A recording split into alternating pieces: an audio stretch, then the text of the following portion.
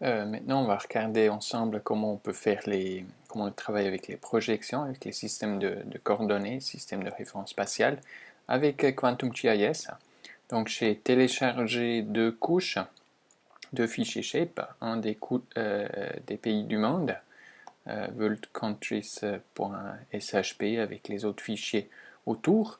On note bien qu'il y a un fichier PRJ avec, c'est-à-dire le système de coordonnées est défini. En fait, ce qui se passe, c'est les coordonnées, les valeurs des coordonnées pour chaque polygone, il se trouve dans le fichier SHP, et puis le système de coordonnées, il est défini séparément dans un fichier PRJ, ce qui peut devenir un peu problématique s'il n'y a pas le fichier PRJ, parce que lui, il n'est pas obligatoire. Comme on peut voir dans le deuxième jeu de données, ici les communes suisses, qui sont ici, il y a le fichier SHP, mais il n'y a pas le PRJ. Mais bon, c'est assez facile à trouver, on va voir comment ça va après. Maintenant, on va aller dans Quantum GIS. Donc, je lance le logiciel. Voilà, j'ajoute la couche des pays du monde. Voilà, c'est ici, à cet endroit-là. Voilà. Ok. Maintenant, tout s'est bien passé. Ce qu'il faut comprendre maintenant avec ces fichiers Shape, c'est que d'un côté, il y a chacun des polygones qui est défini par une série de coordonnées. Les coordonnées sont tout simplement des chiffres x, y. Mais avec ça, on n'a pas encore localisé en fait le polygone sur Terre. Donc les coordonnées par ailleurs, on les voit ici en bas. Si on va avec la souris, c'est l'emplacement en fait de la souris, la coordonnée. Donc ici, ce sont en fait des coordonnées latitude, longitude. Comme on peut voir, c'est relativement facile à tester. C'était un peu beaucoup. Par exemple, la Suisse ici, on a des coordonnées, si on va dans la région de Lausanne, à peu près 6,6, 46,5 en latitude-longitude. Donc c'est tout à fait ça, c'est du latitude-longitude, donc un système de coordonnées géographique. Maintenant, évidemment, il faut qu'on définisse, qu'on dise quel est le système de coordonnées qui est associé à ces coordonnées qu'on a ici. Et puis en fait, ça se fait justement à travers le fichier PRJ. Et puis le résultat, on peut aller le voir dans les propriétés de la couche. Donc je fais un clic droit là sur la couche, propriétés. Et puis ici dans l'onglet général, chez le système de coordonnées de référence, le système de projection, si on veut bien. Donc ici, il s'agit du WGS84, donc c'est bel et bien du latitude-longitude. On remarque le code EPSG, c'est du 4326, quelque chose qui est aussi à noter quelque part, c'est un code important. Voilà, donc ça c'est l'endroit où ça doit correspondre, où ça fait le lien entre les coordonnées et puis finalement l'emplacement sur Terre à travers le système de coordonnées. Je pourrais maintenant aller changer ici. Je dis ok, non, mes coordonnées, c'est des coordonnées suisses, ce qui est complètement faux. Hein. Voilà, je dis ok, maintenant, voilà. Projeter, ça ne va pas comme ça parce que les coordonnées sont restées les mêmes ici. Donc il n'y a rien qui a changé au niveau du polygone, mais du coup, en fait, on a changé le système de coordonnées. Du coup, on a bougé tous les polygones en fait dans le monde. Ils se trouvent maintenant quelque part ailleurs. Et puis en fait, ils ont encore la forme des pays du monde, mais ça représente, ça coïncide plus.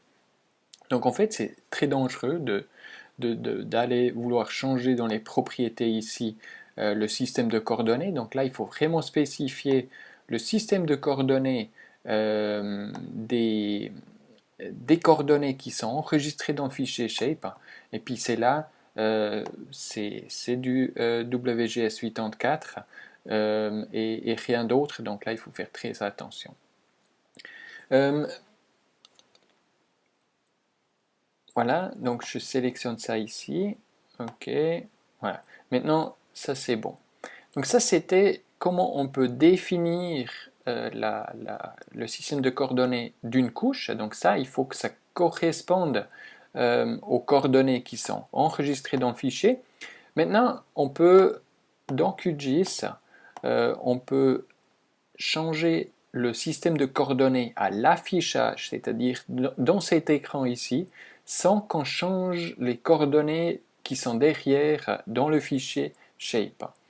Ça ne se fait pas à travers la couche parce que ce n'est pas une propriété de la couche, mais c'est une propriété de ma carte ici, dans la fenêtre principale. Et puis en fait, ça se fait à travers ce petit bouton discret ici en bas à droite. Je clique dessus et puis c'est là que je peux activer ce qu'on appelle la projection à la volée. Pourquoi ça s'appelle projection à la volée? Ben, c'est parce que c'est calculé au moment de l'affichage. QGIS fait la projection à partir des coordonnées qui sont enregistrées avec les informations du système de coordonnées. Il va regarder comment il doit afficher cette couche dans le système de coordonnées que je choisis ici. Pour permettre ça, il y a une case à cocher, on peut désactiver parce que ça demande des ressources, hein, il faut calculer chaque point où il se trouve après. Et puis c'est là qu'on peut choisir en fait la projection de l'affichage de la carte uniquement. Donc c'est bel et bien ici, ce bouton ici, il faut faire très, très attention, c'est quelque chose, les personnes ils ont parfois un peu de peine à trouver, c'est pour ça que j'insiste un peu dessus. Donc activer la projection. Maintenant, je dis, ok, moi je veux du VGS 84, le code de PSG 4326. Je dis, ok, mais rien ne change, les coordonnées restent les mêmes parce qu'évidemment, les deux correspondent toujours.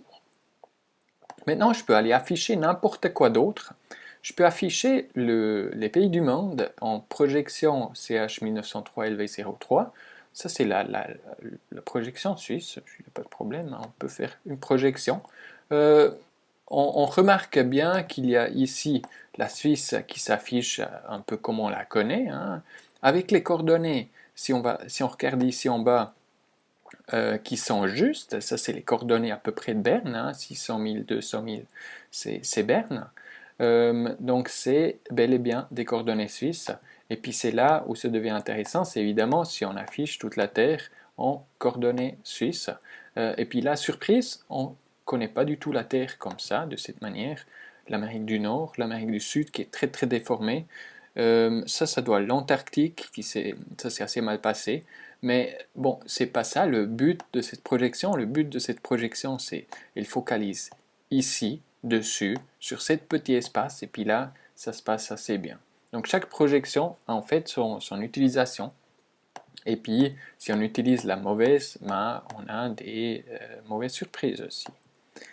Voilà, donc maintenant on peut sans problème choisir n'importe quel d'autre qu'on peut chercher. Par ailleurs, il y a aussi des catégories. Si on regarde par exemple, je vais déjà monter là.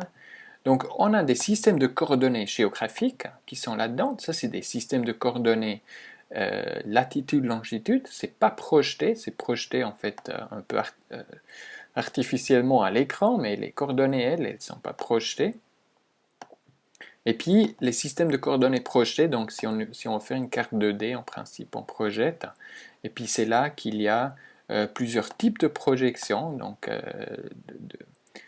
equal area, azimutal équidistant, ainsi de suite, une projection de Cassini. Donc, il y a pas mal ces catégories qu'on connaît un peu certaines des expressions, hein. On peut essayer une un peu au hasard, regarder ce que ça donne. Je fais un zoom arrière. Là, ça se passe assez mal aussi. Voilà, mais pour une partie du globe, ici, on devine un tout petit peu le... Bon, ça se passe toujours très mal. Là, il y a un problème. Ça n'a pas été fait pour ça. Voilà, je vais juste essayer une autre. Voilà, ça se passe un peu mieux là pour le moment. Ok, mais ce que je voulais montrer, c'est dans Eckert, il y a, on devine un tout petit peu la courbature du globe. Là, comme ça, il y en a bien d'autres aussi où c'est le cas. Je choisis encore une qui est la EPS code 3857. Ça, c'est la pseudo-Mercator de Google. En fait, ça, c'est les coordonnées de la carte Google sur le web ou Bing si vous allez utiliser Microsoft, n'importe lequel. Puis c'est là qu'on voit, il y a l'Antarctique typiquement, le Groenland sont complètement exagérés. C'est pas du tout une projection qui est adaptée pour ça. Par contre, vous avez ici en bas, en fait, ça c'est des coordonnées qui sont en principe métriques depuis l'équateur et le méridien de Greenwich. Voilà, donc ça c'est plusieurs, vous pouvez aller jouer un tout petit peu dedans. À la fin, vous allez chercher du VGS 84, peut-être comme ça, et puis vous trouvez ici en bas. Attention, c'est pas le bon. Hein. Ici on voit, c'est pour ça il faut toujours regarder le code EPSG. On a ici en fait une projection qui a été définie par l'IGN en France.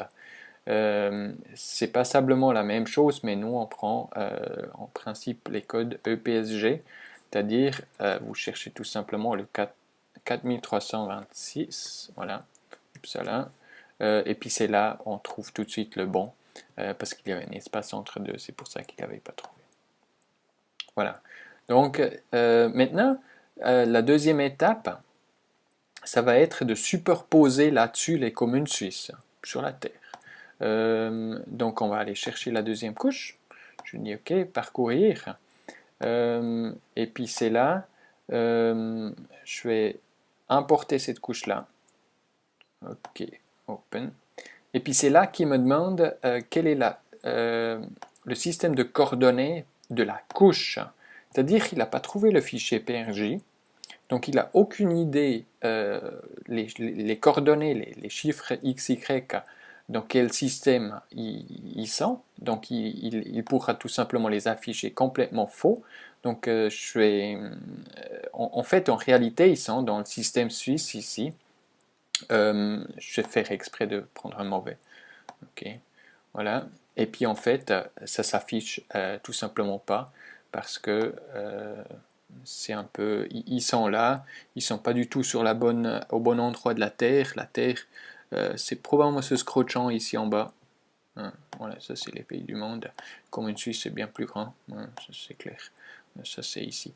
C'est ce genre de choses qui se passe si on donne la mauvaise projection à une couche. Maintenant, le problème, il est ici, au niveau de la couche, donc dans les propriétés, parce que mes coordonnées ne correspondent pas du tout, ils ne se trouvent pas sur la Terre, tout simplement, ils sont quelque part dans la Lune. Voilà. Alors, c'est là où j'ai fait l'erreur au niveau du système de coordonnées de la couche où il y a l'erreur. Donc là, il faut que j'aille choisir la bonne projection, la 21781. Donc là aussi, essayez de toujours rappeler ce code parce que vous avez plusieurs et puis potentiellement vous pouvez tomber sur celui-là et puis là, ça va mal se passer, c'est assez clair. Ok, on y va. Maintenant, la Suisse a rapetissé un tout petit peu. On va aller voir où elle est. Elle doit être là et puis elle y est. Ok, donc ça c'est du coup assez bien passé. On voit que c'est un peu aplati, ça c'est parce que c'est une projection Mercator normale, et puis pour la Suisse c'est une projection Mercator oblique, c'est pour ça qu'il y a une petite différence à ce niveau-là. Donc là, il y a la Suisse qui a changé, qui a été projetée à la volée, tandis que l'autre derrière, la couche des pays, elle est toujours en VGS 84. Maintenant, on peut évidemment faire l'inverse, on projette en coordonnées suisses, et puis les pays du monde derrière qui changent. Donc ça fait quelque chose qui est comme ça. On peut aussi bien évidemment faire n'importe quelle autre projection. Je vais aller chercher une européenne. Allez, une équidistante ou qu'est-ce qu'on va prendre? Une lombaire, voilà, allez-y. Ok. Et puis là, donc, on a l'Europe qui est assez bien représentée, les autres, ils sont un peu souffert, hein. Mais du coup, on voit peut-être un petit peu le Portugal là, qui part vers la gauche par rapport à d'habitude. La Suisse qui est plus tout à fait étroit par rapport à ce qu'on a l'habitude, mais on le voit en fait à peine. Mais c'est effectivement, les deux se sont projetés. Maintenant, les coordonnées des deux couches là, elles sont ici à l'affichage sur la carte et sont changées. Elles n'ont pas changé dans le fichier. Ça, il faut bien savoir. Les coordonnées dans le fichier Shape ne changent pas. Ce qu'on peut changer, c'est le fichier PRJ, si on veut bien, à travers cette partie ici, mais rien d'autre. Donc, je vais remettre ça en latitude, longitude, voilà, quelque chose comme ça. Et puis maintenant, on va dire, ok, je peux en fait changer les coordonnées ici à l'affichage. Je peux changer le fichier PRJ ici, mais ce que je ne sais pas encore faire, c'est comment je change les coordonnées en fait dans le fichier fichier shape. Comment on projette finalement une couche pour de bon, par exemple du système suisse pour les communes ici, en système latitude-longitude. Pour ça, en fait, je dois exporter, je dois créer une copie de ma couche. Je fais un clic droit dessus, sauvegarder sous. Donc, j'enregistre cette couche ici dans un nouveau fichier shape que je vais appeler commune VGS 84 parce que c'est le code, la projection que je vais choisir. Et puis c'est là que je vais en fait sélectionner une nouvelle projection, un nouveau système de coordonnées que je peux choisir. Je peux choisir n'importe lequel. Je vais choisir le 4326. Voilà, on y va, c'est le VGS 84. Et puis j'exporte ça ici. Et puis en fait le fichier il a été projeté cette fois-ci. Je peux vérifier ça. Je vais tout simplement supprimer les deux ici. Ok. Je vais désactiver la projection à la volée. Comme ça, QGIS affiche toujours les coordonnées brutes du fichier SHP. Donc voilà, je suis allé le chercher. Voilà, ok, ouvrir. Et puis c'est là, on a bel et bien des coordonnées latitude, longitude ici en bas. Je peux aussi aller superposer les deux autres couches encore. Allez, je vais prendre les pays. Je vais les mettre derrière. Ok, donc là, ça s'est bien passé. Maintenant, je vais aller chercher les pays, les communes suisses dans l'autre projection, qui sont en projection suisse. Là, il me demande, parce qu'il n'a toujours pas le fichier PNG. Voilà. Et puis c'est là, il fallait désactiver celui-là. Il a activé tout seul en fait. Ok, et puis c'est là qu'il y a un problème de rendu. On va activer les choses. Non, voilà, ça c'est résolu. Donc on a à nouveau la Suisse qui est là complètement dans les choux. Et puis en fait, le reste, j'ai quand même encore un problème. Je vais faire un zoom sur cette couche-là. Et puis si je fais ici, l'autre couche de la Suisse, en fait, elle est là. Donc les coordonnées sont bel et bien changées. Je peux remettre les choses dans l'ordre en faisant tout simplement activer la projection. Mais on note bien que ça c'est uniquement à l'affichage et pas dans la couche, ce qu'on change ici à travers ce petit bouton. J'aimerais encore montrer une petite chose. Donc là, chez les deux couches, je vais enlever celle-là. Je